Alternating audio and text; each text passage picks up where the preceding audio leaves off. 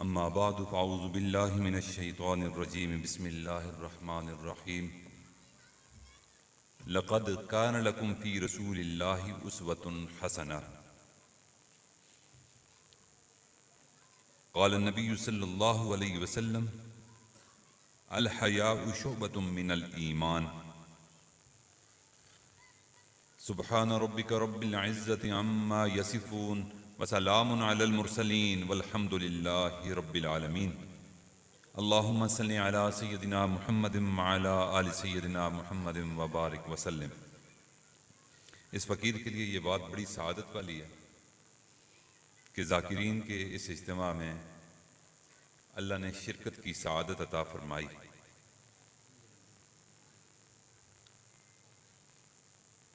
پیر طریقت رہبر شریعت حضرت مولانا مفتی غلام رسول صاحب دامت برکاتہم کے زیر اہتمام کہ اور ان کی سرپرستی میں ہونے والے اس نام نقش بندی اجتماع میں اللہ تعالیٰ نے آپ کو اور مجھے شرکت کا موقع دیا۔ میرے بھائیو، جب بندہ سلوک کے راستے پر چلنا چاہتا ہے، جب بندہ اللہ تعالیٰ کی محبت کو پانا چاہتا ہے، جب کوئی سالک اس راہ الفت میں قدم رکھتا ہے، شیخ کے ہاتھ میں ہاتھ دے کر یہ عہد و پیمان کرتا ہے کہ میں نے پچھلی زندگی کے تمام گناہوں سے توبہ کی، آئندہ زندگی اللہ کی محبت کو پانے کے لیے اللہ کی رضا کے کاموں میں شرکت کروں گا، اللہ کی رضا والے کام کروں گا اور اللہ کی ناراضگی والے کام نہیں کروں گا۔ تو شیخ اس کے عہد و پیمان کا گواہ بنتا ہے۔ اللہ رب العزت اس پیمان کو دیکھ رہے ہوتے ہیں، اور شیخ جو پہلا سبق دیتا ہے محبت کو اللہ کی حاصل کرنے کے لیے، وہ یہ ہوتا ہے کہ پہلے زندگی میں تمہاری نگاہیں بھٹکتی رہیں، تم حیا سے آری زندگی گزارتے رہے، آج سے تمہارا یہ عہد ہونا چاہیے کہ آئندہ زندگی حیا والی گزاروں گا۔ یہ پہلا سبق ہوتا ہے۔ اسباق تو 35 ہیں سلسلے کے، لیکن پہلے سبق میں یہ مرشد تلقین کرتا ہے کہ تم نے اب عفت والی زندگی گزارنی ہے، شرم و حیا والی زندگی گزارنی ہے، پاک دامنی والی زندگی گزارنی ہے، حیا والی زندگی گزارنی ہے، اپنی آنکھوں کو جو اٹھی ہوئی تھی ان کو جھکانا ہے۔ یہاں سے محبت کی ابتدا ہوتی ہے۔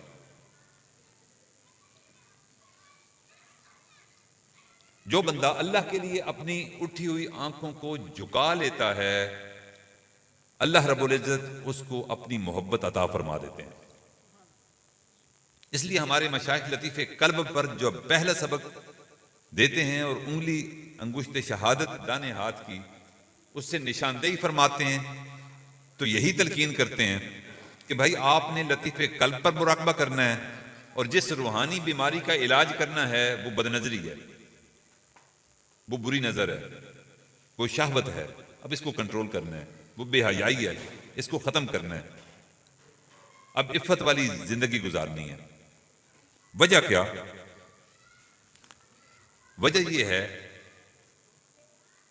کہ نبی علیہ الصلوۃ والسلام اس امت میں بلکہ تمام انبیاء میں امام الانبیاء ہیں اور سب سے زیادہ حیا والے ہیں، اور انہوں نے صحابہ کرام رضوان اللہ تعالی علیہم اجمعین کی زندگیوں میں بھی حیا پر پہلے محنت کی۔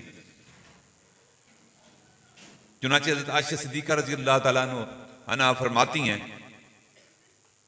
کہ میں جب نبی علیہ الصلوۃ والسلام کی نظر مبارک میں دیکھتی تھی تو مجھے آپ کی آنکھوں میں وہ حیا نظر آتی تھی جو مدینہ منورہ کی کنواری لڑکیوں میں بھی نہیں ہوتی تھی۔ اس درجے کی حیا تھی، اس درجے کی پاکیزگی تھی آنکھوں کی، بے باکی نہیں تھی۔ اس ادب کے ساتھ دیکھنے کو اللہ تعالیٰ نے بھی پسند فرمایا، اور اللہ تعالیٰ نے قرآن پاک میں بھی تذکرہ فرما دیا کہ ما زاغ البصر۔ یہ اللہ تعالیٰ نے سند دے دی کہ میرے محبوب تو نے میری محبت کو ایسا پایا ہے، اس کے باوجود تمہاری نظروں میں بے ادبی نہیں آئی، بے باکی نہیں آئی، تو اس طرح جھکی ہوئی نظروں سے مجھے دیکھتا رہا کہ مجھے تیرے دیکھنے پر بھی پیار آ گیا.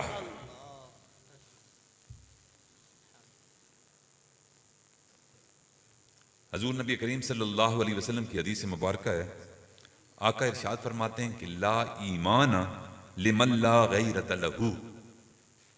آج ہر بندہ گلہ کرتا ہے کہ جی نماز پڑھتا ہوں، دل کی حاضری نہیں،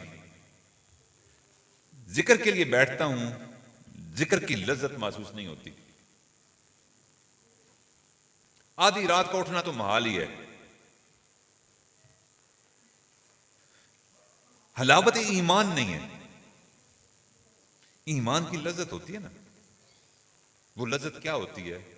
وہ لذت ہوتی ہے کہ انسان مشقت اٹھانے کا عادی ہو جاتا ہے، مجاہدہ اس کی طبیعت بن جاتی ہے. یہ حلاوت ایمان ہے. اور جس کی نظر پاکیزہ نہیں ہوگی اس کو اللہ تعالی حلاوت ایمان عطا نہیں فرمائیں گے.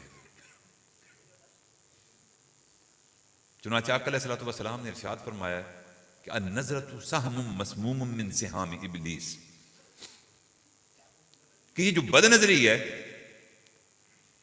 ہر رنگین چیز کو دیکھنا، ہر نامحرم کو دیکھنا، ہر اچھی لگنے والی چیز کی طرف یوں آنکھیں اٹھا اٹھا کے بندہ دیکھتا رہے، اس کو بد نظری کہتے ہیں. فرمایا کہ یہ شیطان کے زہر آلود تیروں میں سے ایک تیر ہے. عام تیر ہو تو زندگی بچ جاتی ہے، لیکن اگر وہ زہر میں بجھا ہوا ہو تو اس سے زندگی نہیں بچتی، موت یقینی ہوتی ہے، چاہے زخم ہلکا بھی کیوں نہ ہو. اسی طرح جو بندہ بد نظری کرتا ہے، اس بد نظری کرنے کی وجہ سے دوسرے گناہوں سے ایمان میں کمی واقع ہوتی ہے، لیکن بے حیائی والے کاموں سے ایمان کی موت مل جاتی ہے. تبھی تو سام مسموم فرمایا، تبھی تو فرمایا کہ جس بندے کے اندر غیرت نہیں، اس بندے کے اندر ایمان نہیں. یہ غیرت کیا ہے؟ یہ حیا ہے. اب دیکھیں، ہم اپنے گرد و پیش پہ، اپنے گھر پہ، اپنے معاشرے پر نظر ڈالیں. دوسروں کی طرف انگلی اٹھانا آسان ہے. گھر کے اندر ایک خاندان کی صورت میں انسان رہ رہا ہوتا ہے، دائیں طرف بہن بیٹھی ہوتی ہے، بائیں طرف بیٹی بیٹھی ہوتی ہے، والد بھی موجود ہوتا ہے، والدہ بھی موجود ہوتی ہے، اور کچھ لوگ ٹی وی دیکھ رہے ہوتے ہیں.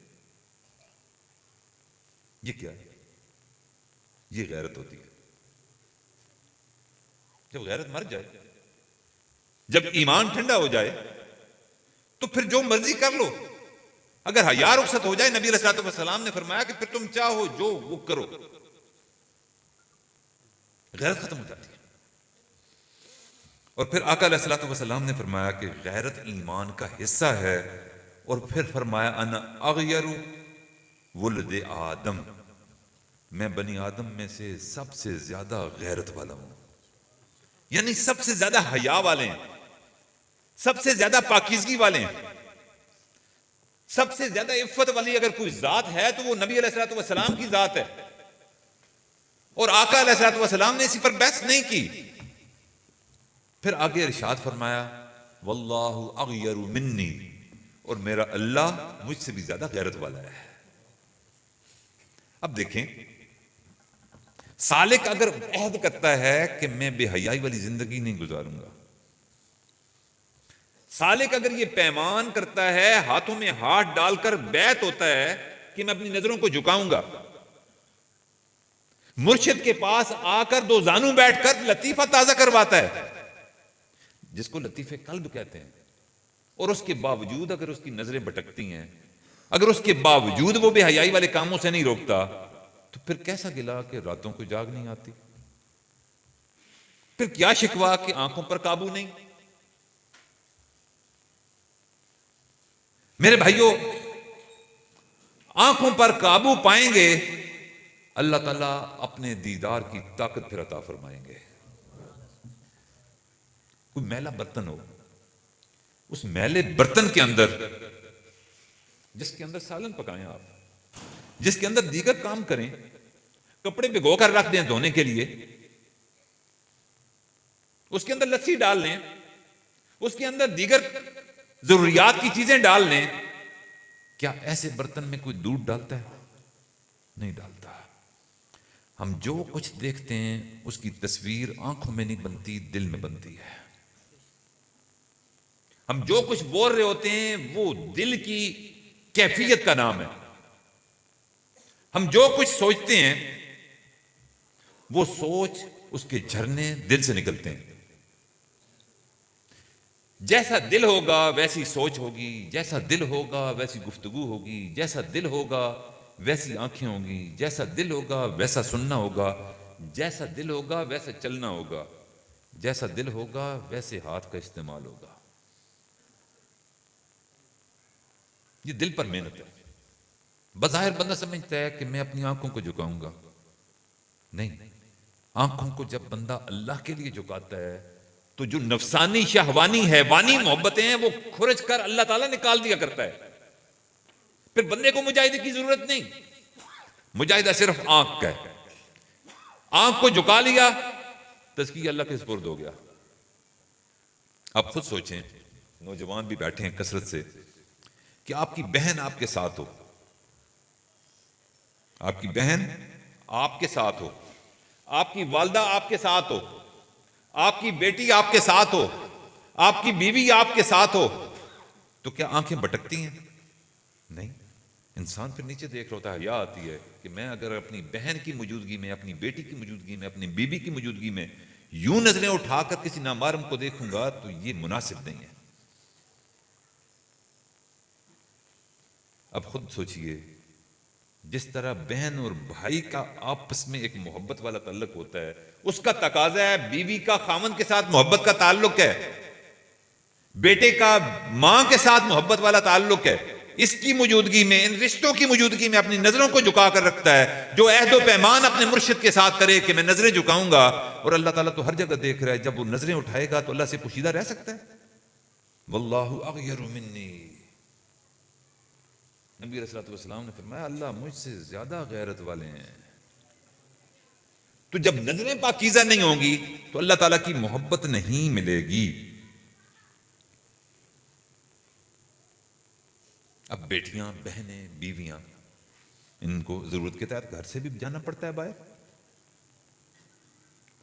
اب انسان ایسی زندگی گزارے کہ اس کی بہن بھی محفوظ ہو، بیٹی بھی محفوظ ہو، بیوی بھی محفوظ ہو۔ ہم تو ایک مرتبہ کسی کو بہن کہہ رہے ہوتے ہیں، تھوڑی دیر بعد فساد خیال شروع ہو جاتا ہے تو پتہ نہیں کیا کیا سوچتے رہتے ہیں۔ حضرت عمر رضی اللہ تعالیٰ عنہ کا دور تھا، آپ امیر المومنین ہیں۔ وہ زمانہ ایسا تھا کہ لوگ قافلوں کی صورت میں سفر کیا کرتے تھے۔ ایک قافلہ روانہ ہوتا ہے یمن سے، یمن سے روانہ ہو کر اس کی منزل مدینہ منورہ تھی۔ اللہ کرے ایک قافلہ بہاولپور سے روانہ ہو اور اس کی منزل بھی مدینہ منورہ ہو، اللہ کرے ایسا ہو۔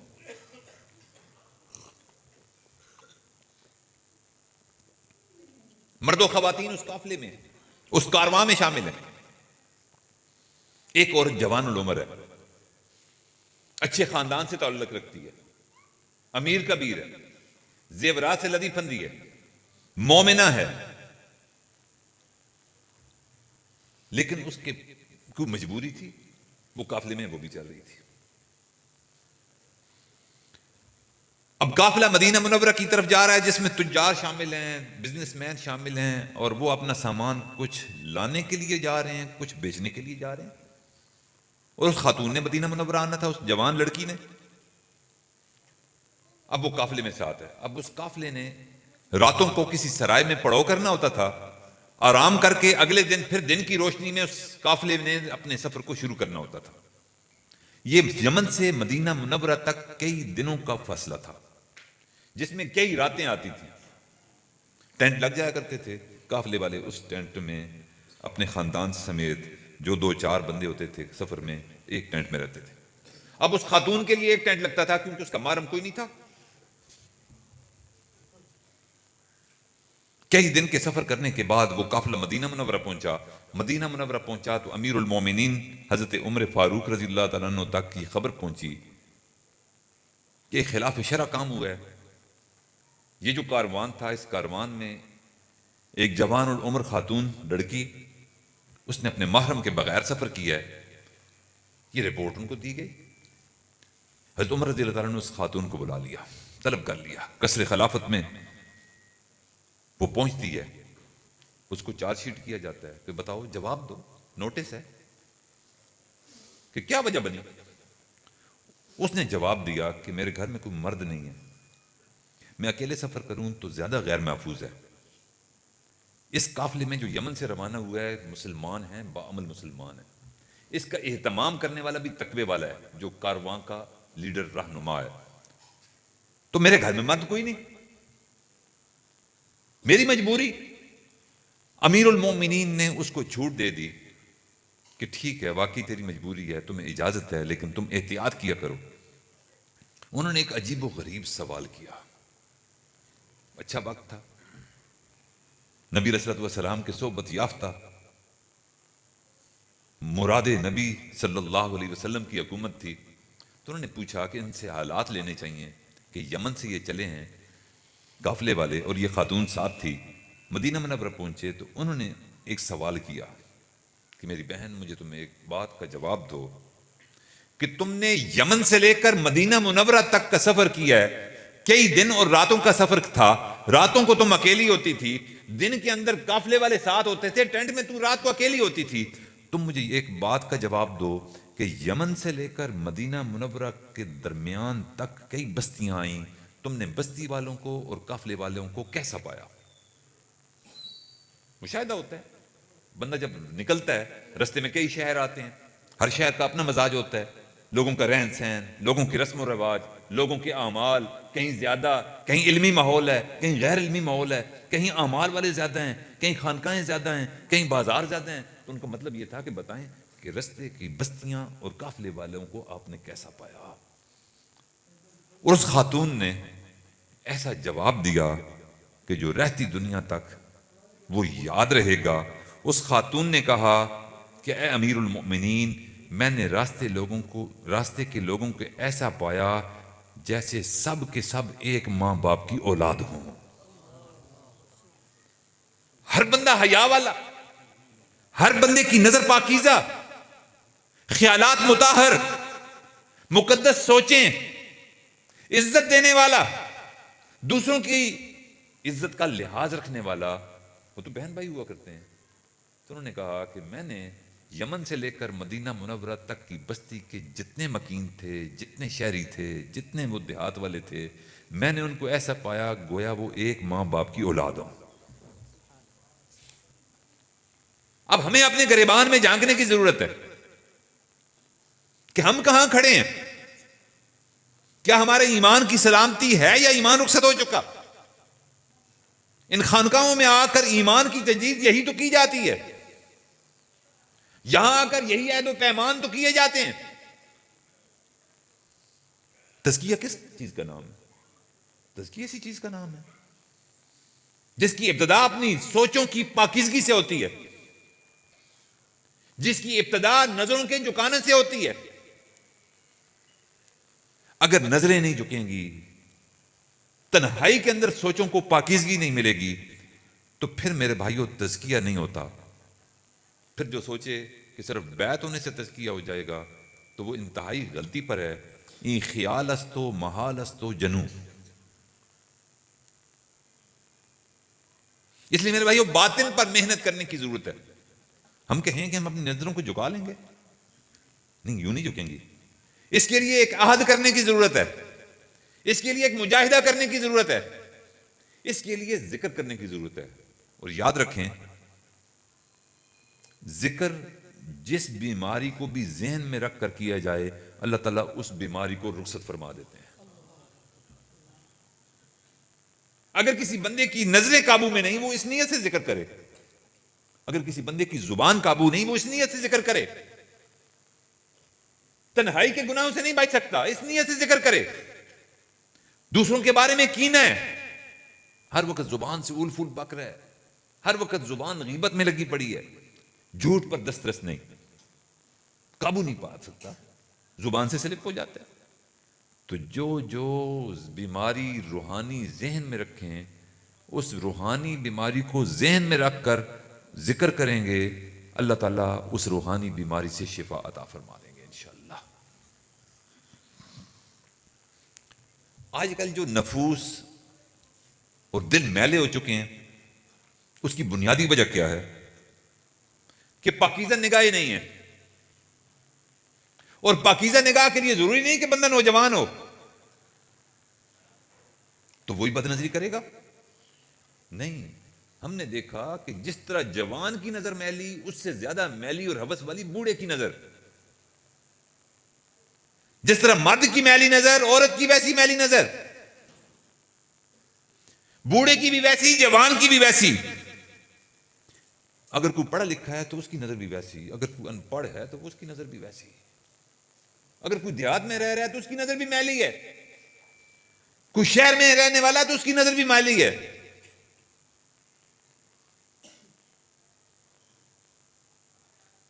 اسی لیے تو کہتے ہیں، اقبال نے بھی کہا کہ صرف زبان کا کلمہ کافی نہیں ہے،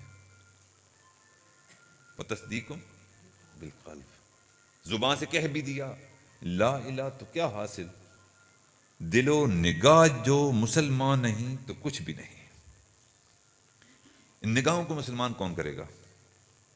ان خانقاہوں میں آ کر یہ نگاہیں مسلمان ہوگی، ان حضرات کے پاس آئیں گے، ان کی صحبت میں وقت گزاریں گے تو نظریں جھکیں گی۔ حضرت والد ماجد رحمۃ اللہ علیہ کے خلیفہ تھے، بڑے اللہ والے تھے، حضرت حکیم عبد اللطیف صاحب 18 ہزاری والے، اللہ تعالیٰ ان کے درجات کو بلند فرمائے اور ان کی محنتوں کو اپنی بارگاہ میں قبول و منظور فرمائے۔ ایک دن وہ تشریف فرما، واضح و نصیحت فرمائی، واضح و نصیحت فرمانے کے بعد ساتھی بیٹھے ہیں، ایک ساتھی نے عرض کی کہ حضرت ایک بڑا مسئلہ ہے،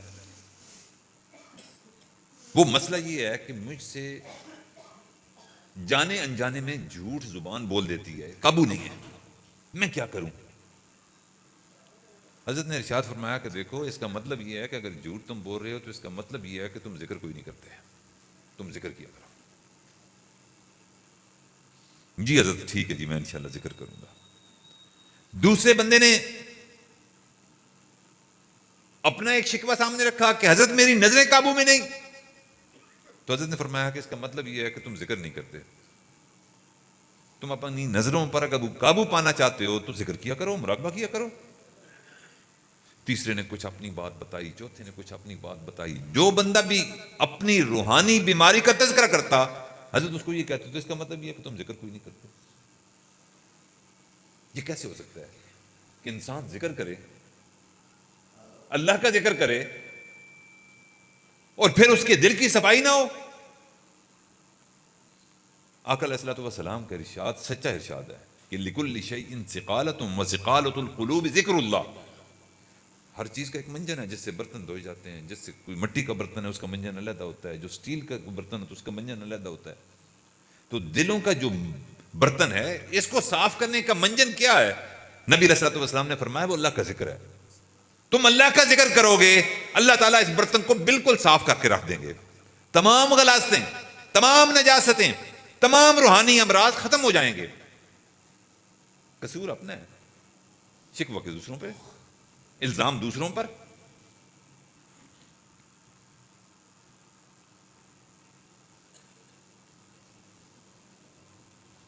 ایک بندے کا فون آیا تو میں نے ایک تازہ واقعہ پڑھ رکھا تھا، کل کی بات ہے۔ وہ کہنے لگا جی کہ میں جب مسجد میں آتا ہوں تو مسجد میں آ کر باجماعت نماز پڑھتا ہوں تو لوگوں کی کھانسیاں ختم نہیں ہوتی، چھینکیں ختم نہیں ہوتی، نزلے کے مریض سارے آئے ہوئے ہوتے ہیں، مجھے نماز میں حضوری نہیں ملتی، میں ڈسٹرب ہوتا رہتا ہوں، میں کیا کروں؟ میں نے کہا بھائی یہ تو ڈسٹربنس تو ہونی نہیں چاہیے. نبی علیہ الصلوۃ والسلام نے فرمایا کہ تم اللہ تعالیٰ کی عبادت ایسے کرو گویا تم اللہ کو دیکھ رہے ہو. اور جو بندہ اللہ کو دیکھ رہا ہو اس کی کہیں اور نظر جا سکتی ہے؟ نہیں جا سکتی. چنانچہ ایک واقعہ تھا, ایسی کسی اللہ والے سے کسی نے شکوہ کیا کہ حضرت نماز کی حضوری نہیں ملتی. کیا ہوتا ہے؟ بولتا ہے جی بس وہ دیکھیں بیچ میں وساوس آتے رہتے ہیں, بیچ میں طرح طرح کی باتیں شیطان ذہن میں ڈالتا رہتا ہے, نماز کی حضوری نہیں ملتی. اس کا ایک مرید تھا جو ایڈمنسٹریشن سے متعلق رکھتا تھا, حکومتی اداروں سے متعلق تھا, بادشاہوں کا وقت تھا.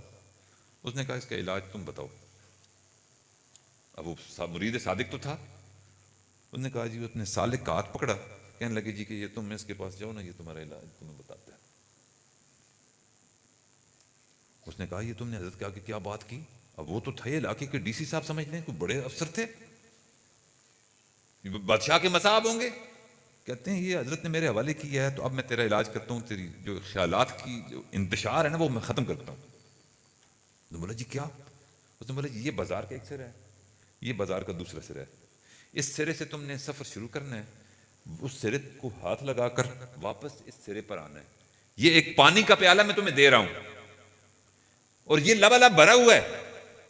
بازار میں مختلف قسم کی اٹریکشنز ہوں گی, کشش ہوگی. کبھی یوں دیکھنے کو دل چاہتا ہے, کبھی یوں کپڑے دیکھنے کو دل چاہ رہا ہے, کبھی فروٹ دیکھنے کو دل چاہ رہا ہے, کبھی کوئی چیز. تو تم نے یہ پیالہ بھرا ہوا لے کر جانا ہے, یہ دودھ کا پیالہ ہے. یہاں سے سفر شروع کرنا ہے, وہاں تک جانا ہے, وہاں سے سفر شروع کر کے یہاں تک آنا ہے. اور یہاں آ کر اگر پیالے میں سے ایک قطرہ بھی باہر گرا ہوا ہو نا, تو یہ تلوار دیکھ رہے ہو نا, یہ گردن تیری اڑا کے میں رکھ دوں گا. اس نے کہا چنگا سالک ہے, لیکن اب تو پھنس چکا تھا, وہ تو حکومت والے تھے. انہوں نے پیالہ دودھ کا بھرا ہوا پکڑایا اور کہا جا سائیں جاؤ, اور ساتھ ایک جلاد بھی حوالے کر دیا کہ دیکھو یہاں تک پہنچنا تو درکنار, رستے میں اگر چھلکے نا ایک قطرہ بھی اس دودھ کا تو اسی وقت تم نے دودھ کے پیالے کی خیر ہے, یہ تلوار نکالنی ہے اور اسی وقت اس کو تہ کر دینا ہے. اس بندے نے کہا کہ حضرت کے پاس آیا تھا, یہ تو الٹا شامت آ گئی. چنانچہ وہ پیالہ اس کے ہاتھ میں اور وہ لے کے جا رہا ہے. اب اس کی نظر کس پر ہے؟ پیالے پر ہے, کس میں سے کوئی دودھ کا ایک قطرہ بھی نہ چھلکے. جلاد بالکل بائیں طرف کھڑا ہے. چنانچہ وہ پیالے پر نظر رکھتے ہوئے, تیز قدم نہیں آہستہ قدم چلتے ہوئے, بھیڑ سے بچتے ہوئے, دکانوں کی طرف اس کی نظر کوئی نہیں, کسی نیلی پیلی چیز کی طرف اس کی نظر کوئی نہیں. وہ آخر تک گیا, آخر سے واپس آیا تو پیالے میں سے ایک دودھ کا قطرہ بھی باہر نہیں نکلا ہوا تھا. انہوں نے کہا جی اب چلو شیخ کے پاس. اب شیخ کے پاس پہنچ گئے. انہوں نے بولا ہاں میاں کیا معاملہ؟ اس نے بولا حضرت یہ معاملہ کیا میں نے اس کے ساتھ. انہوں نے کہا اچھا تو نے تو بڑا حکیمانہ فیصلہ کیا. اس کا مطلب یہ ہے کہ جس طرح دودھ کے پیالے میں سے ایک قطرہ باہر چھلکنا اس کی موت کی وجہ بن سکتی تھی, اگر مومن کو یہ یقین ہو کہ اگر میں نماز پڑھتے ہوئے اس دل کے پیالے میں سے باہر جھانکوں گا, اللہ کی محبت کے علاوہ غیر اللہ کی محبت اور غیر اللہ کی سوچیں نماز میں اگر آئیں گی تو اللہ تعالیٰ پھر میری سر تن سے جدا کر دے گا. میرے بھائیو اگر دل کا محاسبہ اس انداز میں ہم نہیں کریں گے اس وقت تک دل کی حاضری نہیں ملے گی. آج کھنگوروں کی طرف ہمارا دھیان ہے, وساوس کی طرف ہمارا دھیان ہے, نہیں دھیان تو دل کی طرف دھیان نہیں. اس لیے میرے بھائیو ان اجتماعات کا مقصد یہ ہے کہ اپنی نظروں کو قابو پانے سے یہ بات چلتی ہے, اور پھر یہ نظریں اتنی پاکیزہ ہو جاتی ہیں, پاکیزہ ہو جاتے ہوتے وہ موقع آ جاتا ہے کہ اللہ تعالیٰ پھر اس کو موت کے وقت اپنا دیدار کرواتے ہیں. جو رنگ رنگ کی چیزوں کی طرف نہیں دیکھتا اللہ تعالیٰ اس کو اپنا دیدار کرواتے ہیں. چنانچہ حدیث مبارکہ میں آتا ہے, حضور نبی کریم صلی اللہ علیہ وسلم کے ارشاد گرامی کا مفہوم ہے کہ جب مومن کو موت آتی ہے تو اور نظارے ہوتے ہیں, جب کافر کو موت آتی ہے تو اور نظارے ہوتے ہیں. جب اعمال والے کو موت آتی ہے تو اس کو پہلے جہنم دکھائی جاتی ہے اور پھر بعد میں جنت دکھائی جاتی ہے, اور جہنم دکھاتے ہوئے یہ کہا جاتا ہے کہ تو نے زندگی اچھی گزاری, اگر نہ گزارتا تو جہنم تیرا ٹھکانہ ہوتا, آج تیرے اچھے اعمال کی وجہ سے اس جنت میں تمہیں موت کے بعد داخل کیا جا رہا ہے۔ مومن ہنسی خشی موت کی تلخی کو، اس کے پیالے کو پی کر جنت میں داخل ہو جاتا ہے۔ لیکن کچھ عاشق ہوتے ہیں جنہوں نے اپنی زندگی کا ہر ایک کام صرف اللہ کو راضی کرنے کے لیے کیا ہوتا ہے، جہنم کے خوف کی وجہ سے نہیں، جنت میں جانے کے لیے نہیں۔ وہ اعمال کرتے ہیں صرف اور صرف اپنے رب کے لیے، وہ اعمال کرتے ہیں اللہ تعالیٰ کے حکم کو سمجھ کر، نبی علیہ الصلوۃ والسلام کے فرمان کو سمجھ کر۔ احادیث میں آتا ہے کہ ایسے مومن بندے جو اللہ کے عاشق ہوتے ہیں، جن کے دل میں اللہ کی محبت کا سمندر ٹھاٹھے مارتا ہے، ان کو جنت اور جہنم نہیں دکھائی جاتی، بلکہ اللہ تعالیٰ فرشتوں کو کہتے ہیں ہٹ جاؤ پیچھے، اس نے جنت کی رغبت میں میری عبادت نہیں کی، اس نے میری محبت میں میری عبادت کی ہے، آج میں اس کو جنت نہیں دکھاؤں گا، آج میں اس کو اپنی زیارت کرواؤں گا۔ چنانچہ حدیث پاک میں آتا ہے کہ ایسا مجاہد جو صرف اللہ کو راضی کرنے کے لیے، اعلی کلمت اللہ کے لیے جہاد میں حصہ لیتا ہے اور اس کو موت آتی ہے، میدان جہاد میں شہادت کے مرتبے پر فائز ہوتا ہے، اور واقعی ایسے ہم نے مجاہد دیکھے، وہ کہتے ہیں نا علامہ اقبال بھی، شہادت ہے مطلوب مقصود مومن، نہ مال غنیمت نہ کشور کشائی۔ مطلوب کیا ہوتا ہے کہ اللہ کے حکم کو، اللہ کے دین کو، اللہ کے نام کو پوری دنیا پر غالب کرنا ہے۔